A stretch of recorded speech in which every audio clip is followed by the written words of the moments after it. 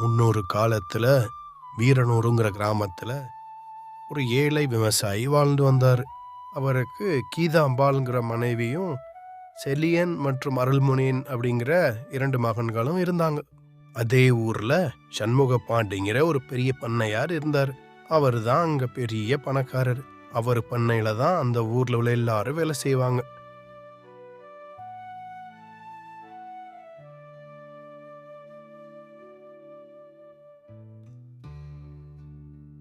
அந்த பண்ணையில வேலை செய்யறதுக்கு தான் நம்ம ராமவும் கிளம்பிக்கிட்டு இருக்காரு. ஏம்பி கீதா, நான் பண்ணையார் தோட்டத்துக்கு வேலைக்கு போகணும்டி. சாப்பாடெல்லாம் ரெடி பண்ணிட்டியா? அந்த மண்மெட்டி கோடாரி எல்லாம் எடுத்து வச்சிட்டியா? நான் சீக்கிரம் கிளம்பணும், எல்லாத்தையும் ரெடி பண்ணி வை. அப்படின்னு தன் மனைவி கிட்ட சொல்றாரு. எல்லாமே ரெடியாக இருக்குங்க. இதோ இந்த எடுத்துட்டு வரேன். எங்க நம்ம பையனையும் அப்படியே வேலைக்கு கூட்டிகிட்டு போங்கங்க. அவனும் படிப்பு முடிச்சுட்டு சும்மா தானே இருக்கிறான். அவங்க கூட ஏதோ கொஞ்சம் உங்களுக்கு உதவியாக இருப்பான்ல. நம்ம குடும்பத்துக்கும் ஒரு வருமானம் வந்த மாதிரி இருக்கும்லங்க. அவனையும் கூட்டிகிட்டு போங்க. என்னடி சொல்கிற? அவனே இப்போ தான் படிப்பை முடிச்சிருக்கான். உடனே வேலைக்கு கூட்டிகிட்டு போனால் என்ன நினைப்பான்? அதெல்லாம் வேணும், நானே பார்த்துக்கிறேன், விடு. இல்லைங்க, நம்மளே ரொம்ப கஷ்டத்தில் இருக்கோம். அவனே ரொம்ப கஷ்டப்பட்டு தான் படிக்க வச்சோம். அதுதாங்க ரொம்பவே கஷ்டம். அது வறுமையில் இருக்கிறதுனால தாங்க நான் சொன்னேன் சும்மா இருக்கானேன்னு. வேற ஒன்றும் இல்லைங்க.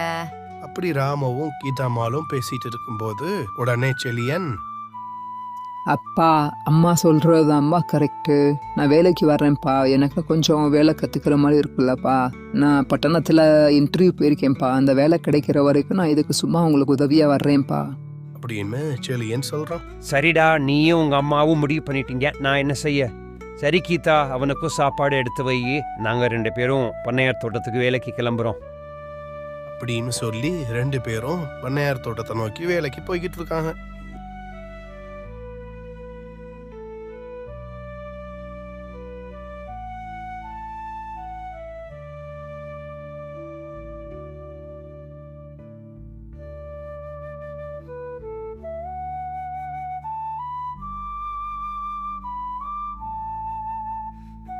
ஐயா, வணக்கம் ஐயா. வாடா ராமு, என்னடா இவ்வளோ லேட்டாக வேலைக்கு வந்திருக்க இன்னைக்கு? எப்பவும் சரியான நேரத்துக்கு தானே வருவேன், இன்னைக்கு இவ்வளவு லேட்டு? ஐயா, நான் வேலைக்கு சீக்கிரம் வரணும் ஐயா. வீட்டில் இருந்து கிளம்புனேன். என்னோட மனைவியும் மகனும் என் மகன் வேலைக்கு வரணும்னு அடம் பிடிச்சான் ஐயா. அதுதான் கொஞ்சம் தாமதம் ஆயிடுச்சு, மன்னிச்சுக்கோங்க ஐயா. உடனே பண்ணையாரு, ஓ, இவன் தான் பட்டணத்தில் படித்த உன்னோட பையனா? ஏண்டா, இவன் இப்போ நம்ம தோட்டத்தில் வேலை செய்வான்? இவன் பட்டணத்திலேயே சொகுசா படிச்சு வளர்ந்துருப்பான். இவனுக்கு நம்ம ஊரு வேலையெல்லாம் எப்படிடா தெரியும்? அப்படின்னு பண்ணையாரு கொஞ்சம் கடுமையா ராமுவை பார்த்து கேக்குறாரு. அதுக்கு செலியன், ஐயா, நான் அப்படிலாம் இல்லைங்க ஐயா. நான் எல்லா வேலையும் செய்வேங்க ஐயா. எங்கள் அப்பா மாதிரியே நான் எல்லா வேலையும் செய்வேன். நான் இப்போ படிச்சுட்டு சும்மா தானே இருக்கிறேன். அதை தாங்க ஐயா அப்பா கிட்ட நான் ரொம்ப கேட்டுக்கிட்டு இங்கே வந்தேன். நீங்கள் நினைக்கிற மாதிரி இல்லையா, நான் நல்லாவே வேலை செய்வேன் ஐயா அப்படின்னு செலியன் பண்ணையார்கிட்ட சொல்றாரு. அதுக்கு பண்ணையாரு, சரி சரி, நீ எல்லாம் இங்கே தான்டா வேலை செய்யணும். என் தோட்டத்தில் வேலை செஞ்சவனுடைய புள்ள பட்டணத்தில் நல்ல வேலை பார்க்கணுமா? நீ மட்டும் இல்லை, இந்த ஊரில் உள்ள எல்லாரும் என் காலத்துக்கு கீழே தான் இருக்கணும். இங்கே எவனும் வளரக்கூடாது, நான் என்னையை தவிர, என் குடும்பத்தை தவிர. சரியா? இதில் எனக்கு ரொம்ப சந்தோஷம்தான். இப்படியே தான் நான் உங்களை வச்சிருக்கணும்னு ஆசைப்படுறேன் அப்படின்னு மனசுக்குள்ளேயே சந்தோஷப்பட்டுட்டு பண்ணையாரு அங்கிருந்து கிளம்புறாரு. உடனே ராமவும் செலியனும் பண்ணையில வேலை செய்ய தொடங்கினாங்க. அவங்கள மாதிரியே அந்த பண்ணையில அந்த ஊர் ஆட்களும் நிறைய பேர் வேலை செஞ்சுக்கிட்டு இருந்தாங்க. அதுல குழந்தைகளும் வேலை செஞ்சுக்கிட்டு இருந்தாங்க. அதை பார்த்த செலியனுக்கு ஒரே ஆச்சரியமா இருந்துச்சு. ஏன் இந்த குழந்தைங்கள் எல்லாம் பள்ளிக்கு செல்லாம இங்கே வேலை பார்த்துக்கிட்டு இருக்காங்க அப்படின்னு ஒரே குழப்பமா இருந்துச்சு. உடனே ராமு கிட்ட செலியன், அப்பா, ஏன் இந்த குழந்தைங்கள்லாம் இங்கே வந்து வேலை பார்க்குறாங்க இந்த பண்ணையில்? அவங்க ஏன் வேலை செய்யணும்? இவங்கெல்லாம் பள்ளிக்கூடத்துக்கு போக மாட்டாங்களா? இங்கே யாருமே படிக்க மாட்டாங்களாப்பா? ஏன் எல்லாருமே இந்த பண்ணையில் வேலை செய்கிறாங்க அப்படின்னு செலியன் ராமுகிட்ட கேட்குறாரு. அதுதான்ப்பா இந்த ஊரோட சட்டம். இவ்வளவு ஏன் இங்கே பள்ளிக்கூடம் கூட இல்லை. இங்கே எல்லாரும் இந்த பண்ணையார்கிட்ட தான் வேலை செய்யணும்.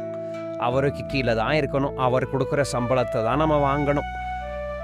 அவர் ரொம்ப கொடுமைப்படுத்துறாரு இந்த ஊரில். நீ சின்ன வயசுலயே உன்னுடைய பெரியப்பா வீட்டுக்கு போனதுனால, அங்கேயே படித்ததுனால உனக்கு இந்த ஊரை பற்றி தெரியல. அதனால் இங்கே இதுதான்ப்பா பிரச்சனை, இதுதான் எங்கள் விதி. அப்படி ராமவும் செலியனும் பேசிக்கிட்டு இருக்கும்போது ராமுவோடைய நண்பர் ஒருத்தர் செலியனுங்கிட்ட சொல்றாரு, தம்பி, இங்கே இப்படிதான்ப்பா. இந்த பண்ணையார் சொல்றத நம்ம எல்லாரும் கேட்கணும். இல்லைனா இவர் இந்த ஊர்லயே நம்மளை இருக்க விட மாட்டாரு.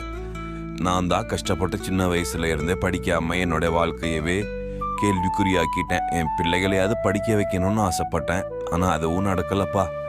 என்ன செய்யறதுனே தெரியல. எங்களோட விதியே இதுதான். இதை கேட்டதுமே ராமு ரொம்ப மனசுடைஞ்சு போயிட்டான். சோகமா தன்னோட வீட்டுக்கு திரும்பினான். ராமு அப்படி வீட்டுக்கு வந்து தன் அம்மா கிட்ட, அம்மா, இந்த ஊர்ல என்னதாம்மா நடக்குது? எல்லா சின்ன குழந்தைகளும் அந்த பண்ணையார் வீட்டில் வேலை செய்கிறாங்க. அந்த பண்ணையாரும் ரொம்ப கொடுமைப்படுத்துறாரு. இங்கே என்னதாம்மா நடக்குது? ஏம்மா இப்படி நடக்குது? ஏன் எல்லாரும் பள்ளிக்கு செய்யலாமல் இருக்காங்க?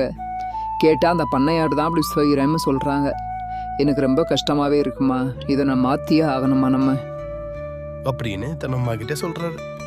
அதுக்கு கீஜாம்பாள், நம்ம என்னடா பண்ண முடியும்? நீ சின்ன வயசுலயே உன் பெரியப்பா வீட்டில் போய் அங்கே போய் படிச்சிட்ட பட்டணத்தில்.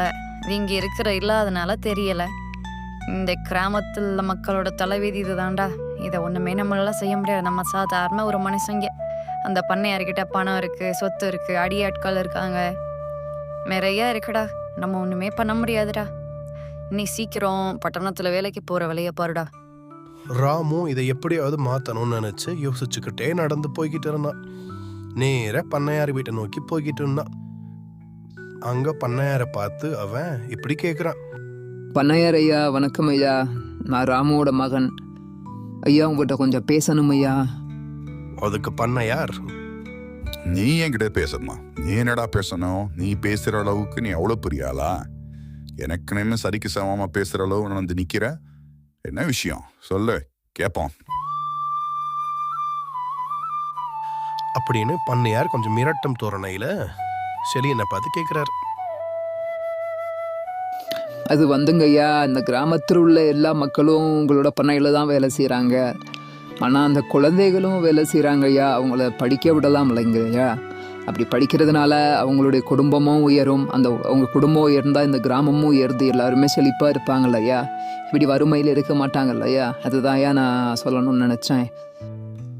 அப்படின்னு செலியன் பண்ணையார்கிட்ட சொல்றாரு. ஓ, அப்படியா விஷயம்? ஏண்டா, இப்படி எல்லாரும் இந்த கிராமத்தில் உள்ள அனைவரும் படிச்சு முன்னேறிட்டா அப்ப நான் எங்கடா போறது? நான் எப்படி சம்பாதிக்கிறது? எல்லாரும் இந்த கால் வைத்து கஞ்சிக்கு பிச்சை எடுக்கிற நிலைமையில இருக்கணும்டா. அப்பத்தான் நானும் என் குடும்பமும் வளர முடியும். இது காலங்காலமா நடந்துகிட்டு இருக்கு தம்பி. இதெல்லாம் உனக்கு புரியாது. ஒழுங்கு மரியாதையா ஓடி போயிரு. அப்படின்னு பண்ணையாரு செலியனை பார்த்து மிரட்டுறாரு. உடனே செலியன் இந்த பண்ணையார்கிட்ட பேசி இனிமே எந்த பிரயோஜனமும் இல்லைன்னு பண்ணையாருடைய மனநிலையை தெரிஞ்சுக்கிட்டு இருக்கிற இடத்த விட்டு கிளம்புறாரு. இவனுக்கு மட்டும் எப்படி இவ்வளோ அறிவு இருந்தது? ஓ, இவன் தான் பட்டணத்தில் போய் படிச்சுட்டு வந்திருக்கான்ல, அப்படித்தான் கேட்பான். இவனை கூடிய சீக்கிரம் இந்த ஊரை விட்டு கிளப்பணும். இல்லை எல்லாரையும் மாத்திடுவான்.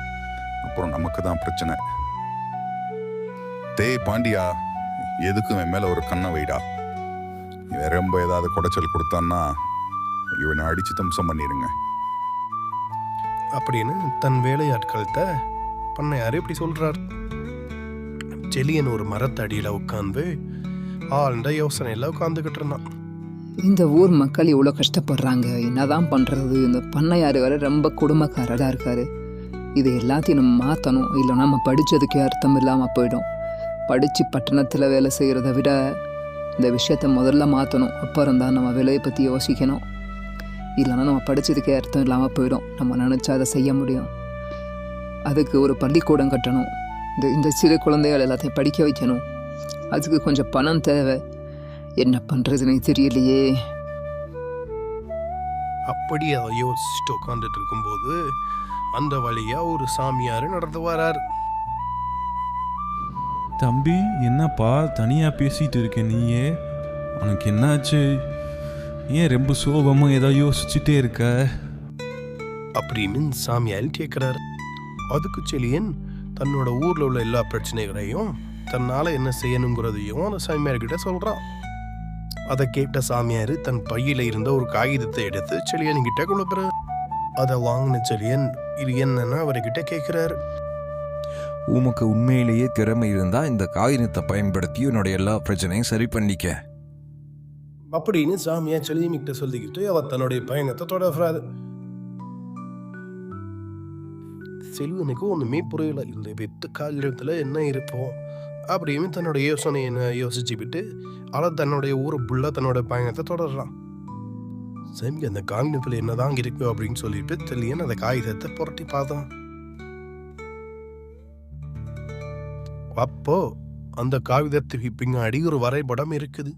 அந்த வரைபடம் புதையெழுப்புக்கான வரைபடம் அப்படிங்கிறத செலியன் கண்டுபிடிக்கிறார். ஓ, இது ஒரு புதையல் வரைபடமாயில இருக்கு. அப்போ இந்த வரைபடத்தில் உள்ள இடத்த நம்ம நோக்கி சென்றோம்னா நம்ம புதையலை கண்டுபிடிச்சிடலாம். அந்த புதையல் வச்சு நம்ம இந்த ஊரில் உள்ள எல்லா பிரச்சனைகளையும் சரி பண்ணிடலாம். அதைத்தான் சாமியார் அப்படி சொல்லாமல் சொல்லிட்டு போகிறாரா? சரி சரி, இந்த நம்ம முயற்சியில் நாங்கள் இறங்குவோம். இந்த புதையல் வரைபடத்தில் உள்ள வரைபடத்தை பார்த்து செலியன் தன் பயணத்தை தொடர ஆரம்பிச்சான்.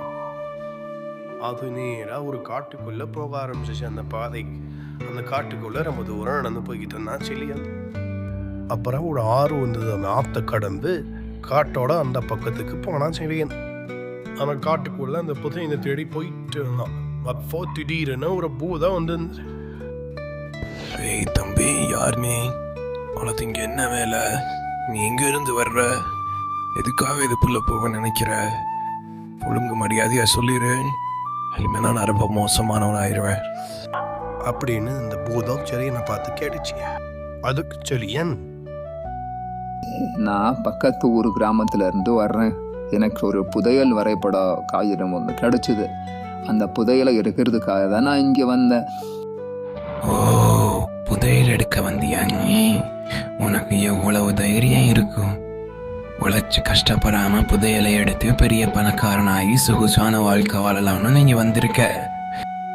இல்லை இல்லை, அந்த மாதிரி ஆசையெல்லாம் எனக்கு இல்லை.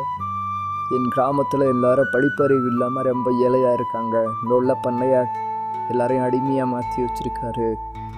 அதையெல்லாம் நான் சரி பண்ணணும். அதுக்காக நான் இதை தேடி வந்தேன். அப்படின்னு செலியன் தன் கிராமத்தில் நடந்த எல்லா பிரச்சனைகளையும் அந்த பூதத்துக்கிட்ட சொல்றான். ஓ, மிக உயர்ந்த உள்ளம். உன் உள்ளம் சரியாக இருப்பதனால் நான் அந்த புதையலை உனக்கு எடுத்து தருகிறேன். உன் எண்ணம் தவறாக இருக்கும் பட்சத்தில் இந்த காட்டிலேயே உன்னை சிறை வைத்து. இருந்தாலும் நான் உன் அறிவை சோதிக்க விரும்புகிறேன். நான் உன்னிடம் ஒரு கேள்வி கேட்கிறேன். அதற்கு சரியான பதிலை கூறினால் உனக்கு புதையலும் கொடுத்து ஊருக்கு வழி அனுப்பி வைக்கிறேன். இல்லை என்றால் இந்த காட்டிலேயே உன்னை நான் சிறை வைப்பேன். நீ சாகும் வரை எங்கும் போக முடியாது இந்த காட்டை விட்டு. சரி, கேள்வியை கேளுங்கள் என்று செலியன் பூதத்திடம் தைரியமாக சொன்னான். சரி, நான் கேள்வியை கூறுகிறேன். இந்த உலகத்தில் விலை மதிக்க முடியாத ஒன்று, ஆனால் அது மனிதர்களிடம் அதிகமாகவே இருக்கும். அது என்ன? அதுக்கு செலியன், இந்த உலகத்திலே விலை மதிக்க முடியாதுன்னா அது ஒவ்வொரு மனிதனுடைய தன்னம்பிக்கை தான். அந்த தன்னம்பிக்கை இருந்தால் நம்ம எதையும் சாதிக்கலாம். அதை நம்ம வளர்த்துக்கிட்டா போதும். நம்ம வாழ்க்கையில் எவ்வளவு சாதனைகளை வேணாலும் பண்ணலாம். அதை கேட்டவமே பூதத்துக்கு ரொம்ப சந்தோஷம். பரவாயில்லையே, நீயும் ஒரு புத்தி உள்ள மனுஷன்தான். இதுக்காகவே உனக்கு நான் இந்த புதையலை எடுத்துறேன். நீ போய் உன் கிராமத்தோட எல்லா பிரச்சனைகளையும் சரி பண்ண அப்படின்னு இந்த பூதம் செலியனை பார்க்க சொல்லிச்சு. பின்பு அந்த புதையலை எடுத்து செலியனிடம் கொடுத்தது அந்த பூதம். இந்தா நீ கேட்ட புதையல். உன்னுடைய நல்ல எண்ணத்துக்காக இந்த புதையலை நான் உன்கிட்ட கொடுக்குறேன்.